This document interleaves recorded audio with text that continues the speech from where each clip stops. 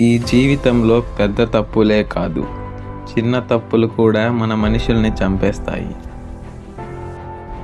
వాడు బిజీ అనుకుంటున్నాడు, తరువాత మాట్లాడదాంలే అని తన మనసుకి సర్ది చెప్పుకున్నాడు. అదే వాడి తప్పు. చిన్న తప్పు అనిపించిన ప్రతి తప్పు రిజల్ట్ ఇమీడియట్గా రాదు. వాడు హాస్పిటల్కి రీచ్ అయ్యే లోపల టైం అయిపోయింది. మాట్లాడాల్సిన మాటలు కాల్లోనే మిగిలిపోయాయి. మనిషిని చంపేది యాక్సిడెంట్ కాదు, అతను ఫోన్ లిఫ్ట్ చేయలేదు కాబట్టి ఆ మనిషి చనిపోయాడు అన్న గిల్ట్ తనలో ఉండిపోయింది.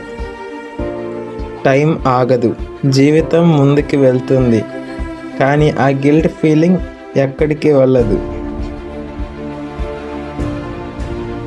చేసిన తప్పుని మార్చలేము, కానీ జరిగిన ఎఫెక్ట్ని మార్చగలం. ప్రతి కాల్ ఇంపార్టెంట్ కాదు, కానీ ప్రతి మనిషి ఇంపార్టెంటే. మీ జీవితంలో కూడా ఏదో ఒక చిన్న తప్పు ఉండే ఉంటుంది.